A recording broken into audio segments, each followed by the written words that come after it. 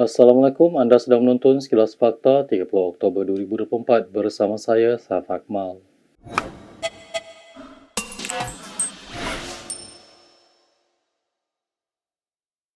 Najib Razak hari ini diperintah untuk membela diri atas 4 pertuduhan salah guna kuasa dan 21 pertuduhan pengubahan wang haram dana 1MDB. Mahkamah Tinggi Kuala Lumpur hari ini memutuskan bahawa pihak pendakwaan berjaya mewujudkan prima facie terhadap Najib. Kes itu didengar Hakim Colin Lawrence Sequeira, yang kini merupakan hakim di Mahkamah Rayuan. Sequeira berkata kesemua 25 pertuduhan terhadap Najib adalah sah dan tidak cacat. Menurutnya, tuduhan yang dikenakan ke atas Najib tidak kabur dan bekas Perdana Menteri itu tidak dikelirukan serta tidak diprejudiskan berhubung kesalahan berkenaan. Semasa prosiding sebelum ini, Najib memilih untuk menjadi saksi dengan memberi akuan bersumpah bagi menangkis 4 pertuduhan salah guna kuasa. 7 hari lalu Najib mengemukakan permohonan maaf kepada orang ramai atas penlibatannya dalam skandal 1MDB. Bagaimanapun Najib mengekalkan pendirian bahawa dia tidak bersalah. Semasa prosiding mahkamah terbuka hari ini, Najib berkata dia akan memberikan akuan bersumpah dari kandang saksi.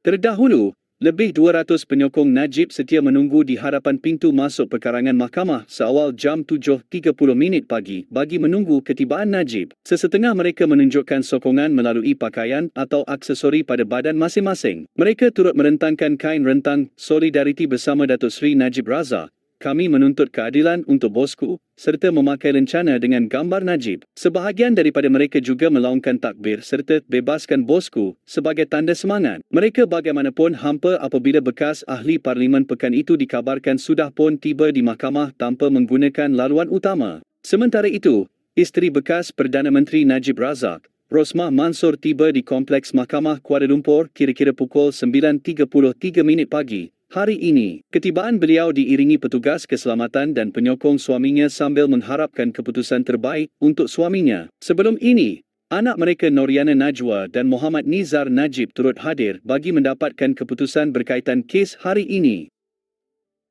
Sementara itu, pihak pembelaan bekas Perdana Menteri Najib Razak menyatakan kekecewaan terhadap keputusan Hakim Mahkamah Tinggi hari ini. Peguam Muhammad Syafiee Abdullah berkata, pihaknya bersama anak guam sangat kecewa dengan perintah untuk membela diri dalam kes 1MDB itu. If you were to ask me, what do we feel? We feel extremely disappointed. My client feel extremely disappointed because we have put up arguments that we thought would minimum require a serious consideration. That's number one. Number two, we feel that a lot of the evidence that has been considered by the judge are hearsay. This is probably one of the rare, or if not the only case, where hearsay evidence is taken wholesale. Permohonan maaf Najib Razak dalam skandal 1MDB bukan dibuat supaya keputusan mahkamah memihak kepadanya. Peguamnya Muhammad Syafiee Abdullah berkata ungkapan penyesalan tidak mempengaruhi pembelaan kerana ia bukan pengakuan bersalah. Apologize for those purposes in order to get a better result here. No. He thought that it was already due for him to apologize merely because it took place during his watch. Yeah? He's not saying he's guilty criminally or negligently or recklessly. Timbalan Perdana Menteri Ahmad Zahid Hamidi menzahirkan tanda sokongan kepada Najib Razak dalam kes 1MDB. Ahmad Zahid yang juga pengerusi Barisan Nasional merangkap Presiden UMNO berkata, sebagai sahabat beliau yakin, Najib berada di pihak yang benar. Dalam satu kenyataan, Zahid berkata, kenyataan itu diberikan tanpa sebarang niat untuk mempertikaikan keputusan Mahkamah Tinggi yang membuat dapatan prima facie terhadap Najib. Sebaliknya Zahid berkata ruang itu membolehkan Najib membela diri dan membuktikan dirinya tidak bersalah. Menurutnya, UMNO akan terus memberi sokongan penuh untuk memastikan Najib mendapat keadilan. Sementara itu, anak Najib menzahirkan rasa tenang dan tabah selepas bekas Perdana Menteri itu perlu berdepan dengan perjalanan panjang di mahkamah berhubung skandal 1MDB. Dalam perkembangan sama, Bekas Menteri Undang-Undang Zaid Ibrahim berkata dia tidak dapat memahami mengapa UMNO masih berharap mahkamah akan membebaskan Najib. Zaid yang pernah mewakili Najib untuk suatu ketika berkata, dia tidak tahu bagaimana ahli UMNO tidak dapat mengesan kecacatan dalam proses yang membawa kepada pemenjaraan Najib. Bersih menjangkakan kes bekas Perdana Menteri Najib Razak akan memakan masa di mahkamah. Oleh itu, kata Bersih, tidak harus ada kompromi untuk dibebaskan seperti tahanan rumah kepada Najib.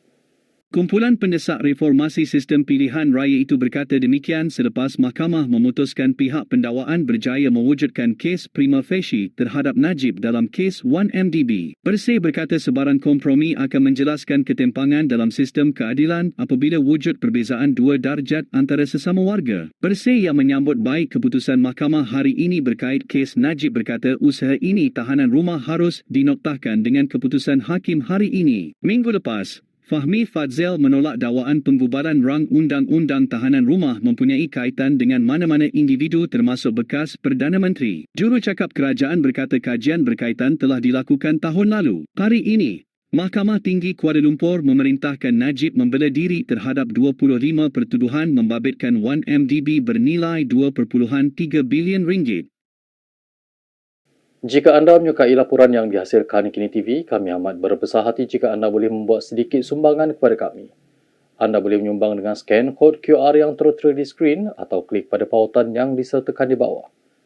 Sokongan anda akan membantu kami menjalankan peranan semak dan imbang serta menghasilkan lebih banyak berita yang berkualiti. Terima kasih atas sokongan anda.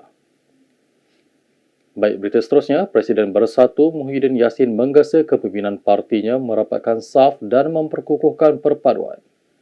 Seruan Muhyiddin itu ditujukan kepada semua kepimpinan yang menang atau kalah dalam pemilihan sayap parti. Seruan itu muncul di sebalik protes oleh sayap pemuda apabila naib ketua yang baru dipilih Faiz Rahmat tampil mempertikaikan keputusan pemilihan. Dalam satu kenyataan semalam, Faiz mendakwa wujudnya campur tangan, penyelewengan dan mempertikaikan keputusan yang diumumkan oleh Jawatankuasa Pemilihan Parti, JPP. Semalam JPP mengumumkan adun Gombak Setia, Hilman Idham memenangi jawatan Ketua Pemuda, Armada, Bersatu menewaskan pencabarnya, Akmal Zahin Zainal Zahir. Hilman yang diketahui sebagai rapat dengan Azmin Ali. Keputusan saingan Ketua Pemuda menimbulkan kekecewaan, kerana sebelum ini dilaporkan Akmal Zahin telah memenangi jawatan itu berdasarkan keputusan tidak rasmi. Dalam kedua-dua keputusan rasmi dan tidak rasmi, persaingannya dilihat sengit dengan perbezaan undi yang tipis. Muhyiddin dalam kenyataannya berharap pimpinan menerima keputusan pemilihan berkenaan. Menteri Ekonomi Rafizi Ramli mempersoal mengapa Perikatan Nasional tidak pernah membentangkan belanjawan bayangan seperti dilakukan Pakatan Harapan ketika menjadi pembangkang. Rafizi turut memberi tips kepada PN untuk membuat belanjawan bayangan. Sebelum disambung oleh beberapa ahli parlimen yang lain, macam mana pembangkang boleh menyediakan belanjawan bayangan sedangkan tak ada angka?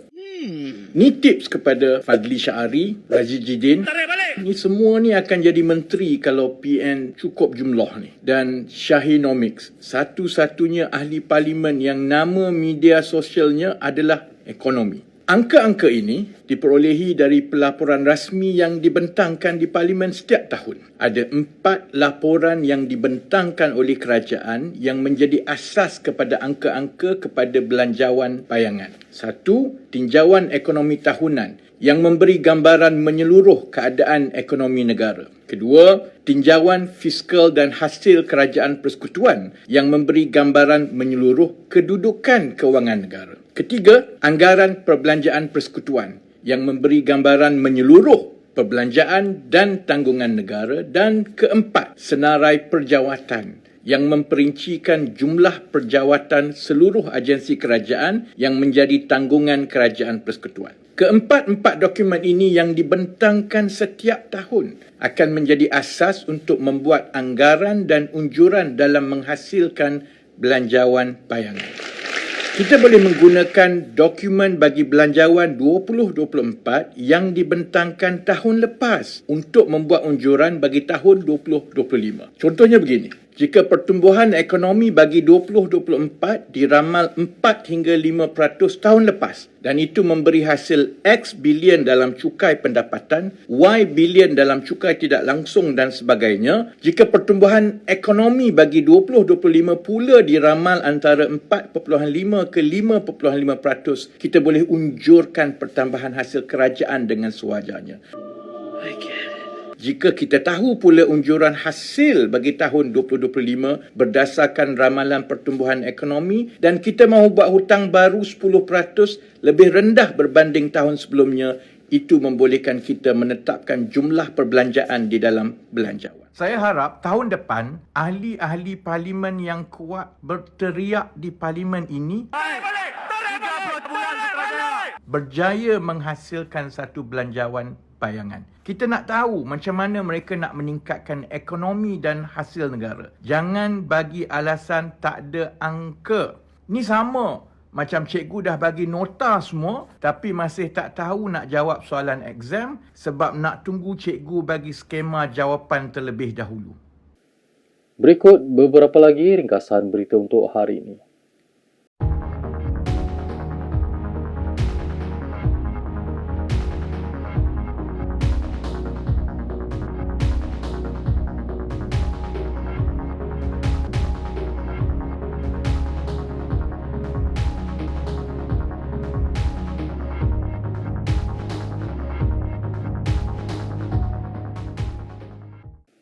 Sekian sahaja daripada saya, Saif Akmal, untuk Sekilas Fakta. Untuk lebih banyak berita, anda boleh melayari kinitv.com.